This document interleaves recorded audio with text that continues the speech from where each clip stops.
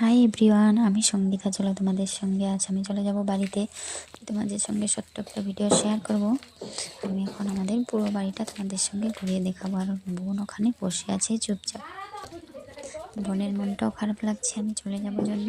দুজনে মিলে একটু ফটোশ্যুট করে নিলাম।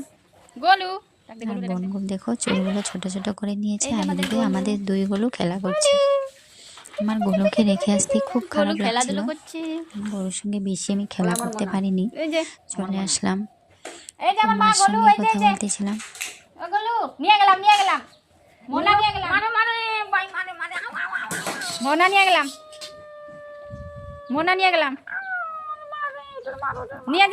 তারপর আমি চলে আসবো জন্য বৌদি আমার জন্য রান্না করছে। বৌদি আমাকে রুটি, ভাত, আলু ভাজা, ভুটভুটি আলু ভাজা, সোয়াবিনের রসা এগুলো খাইয়ে দিয়ে আরও টিফিনে প্যাক করে দিয়েছে ট্রেনের মধ্যে খাওয়ার জন্য। কারণ আমাদের ট্রেনটা একটু লেট আছে আর আস্তে আস্তে আমাদের মোটামুটি বাড়িতে আসতে 7টা বেজে যাবে। তাই সব কিছু বানিয়ে প্যাকিং করে দিয়েছি আর খেয়ে দিয়ে এসেছি।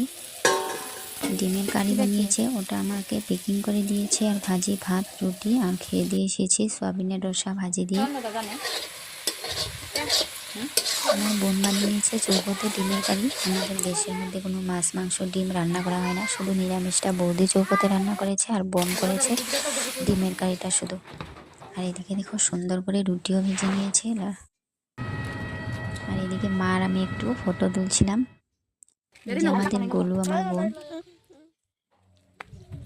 আর এদিকে মা আমার জন্য ফুলের চারা দিয়ে দিচ্ছিল। আমি ফুল গাছ লাগাতে ভীষণ ভালোবাসি। কদিন পরে তোমাদের সঙ্গে শেয়ার করব। আমাদের বাড়িতে প্রচুর পরিমাণে ফুল হয়, খুব সুন্দর। এখন আমি চলে যাচ্ছি অটো করে। স্টেশনে চলে যাব ফকিরা গ্রাম। ফকিরা গ্রামে আমার মা ট্রেনে উঠিয়ে দিয়েছে তোমাদের দাদাভাই আর আমি আর আমার সোনা, তিনজনে মিলে চলে এসেছি। তোমাদের দাদাভাই আমাকে আনতে গিয়েছিল। আর বাড়িতে এসে সুন্দর করে ঘরগুলো ঝাড়ু দিয়ে নিয়েছি, পরিষ্কারই ছিল। সুন্দর করে ঝাড়ু দিয়ে প্রদীপ আরও ধূপকাঠি জ্বালিয়ে দিয়ে এদিকে চা বসিয়ে দিয়ে দিয়েছি।